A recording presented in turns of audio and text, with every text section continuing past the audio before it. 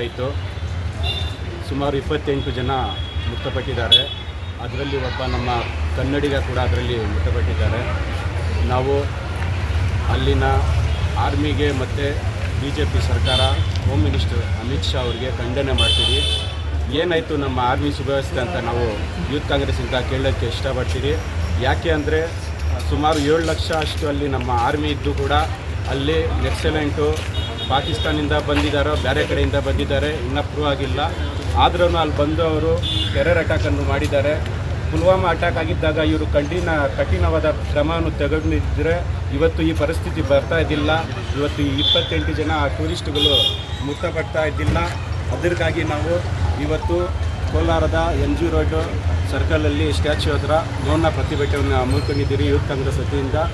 ಇವಾಗ ಯಾರ್ಯಾರು ಅದರಲ್ಲಿ ಮೃತಪಟ್ಟಿದ್ದಾರೆ ಅವ್ರಿಗೆಲ್ಲ ನ್ಯಾಯ ಸಿಗಬೇಕಂತ ನಾವು ಮಾನ್ಯ ಪ್ರಧಾನಮಂತ್ರಿ ಮತ್ತು ಗೃಹ ಮಂತ್ರಿಗೆ ಮನವಿ ಮಾಡ್ತೀರಿ.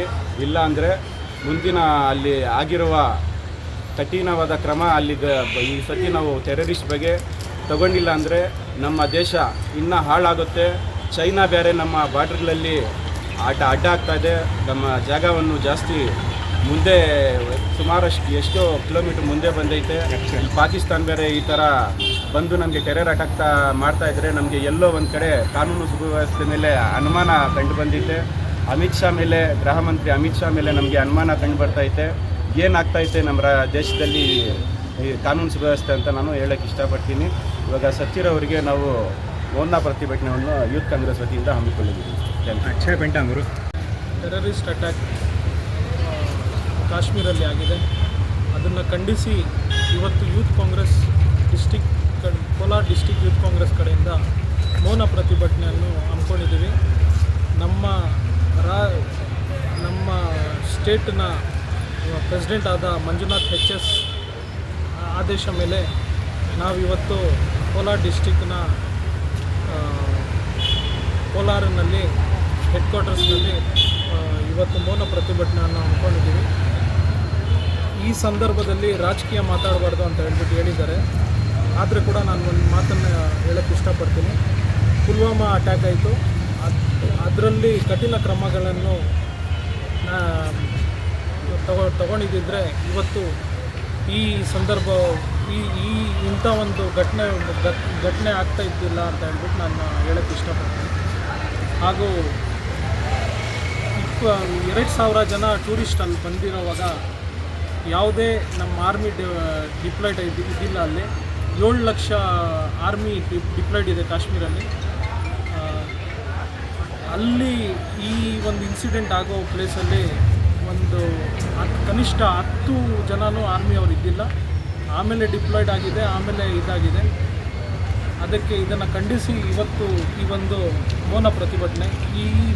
ಈ ಪ್ರತಿಭಟನೆಗೆ ಸಾಥ್ ಕೊಟ್ಟಿರೋರು ನಮ್ಮ ಡಿಸ್ಟಿಕ್ಕಿನ youth Congress district general secretary ಆದ ಗೌಡು, ಜನರಲ್ ಸೆಕ್ರೆಟರಿ ಆದ ನಮ್ಮ ಶಮ್ಸ್ ಅವರು, ಮತ್ತು ಅಬೂಬಕ್ಕರ್ ಅವರು, ಮತ್ತು ಅಸೆಂಬ್ಲಿ ಪ್ರೆಸಿಡೆಂಟ್ ಆದ ಸುಹೇಲು, ಬ್ಲಾಕ್ ಪ್ರೆಸಿಡೆಂಟ್ ಆದ ಅರ್ಬಾಜು, ಇವರೆಲ್ಲರಿಗೂ ರೂರಲ್ ವೈಸ್ ಪ್ರೆಸಿಡೆಂಟ್ ಆದ ಶುಯೇಬ್ ಅವರು, ಇವರೆಲ್ಲ ಸಾಥ್ ಕೊಟ್ಟಿದ್ದಕ್ಕೆ ಇವರೆಲ್ಲರಿಗೂ ಧನ್ಯವಾದಗಳು. ಮತ್ತು ನಮ್ಮ ಕೋಲಾರನ ಯುವಕರು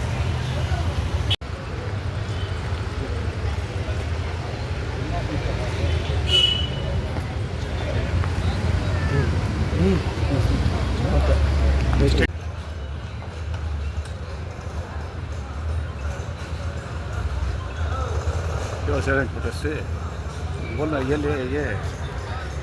ये कर ले नहीं मोना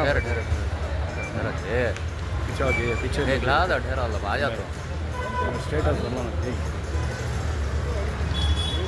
गुरु बार रत्ती ऊपर उड़ा पकड़ो।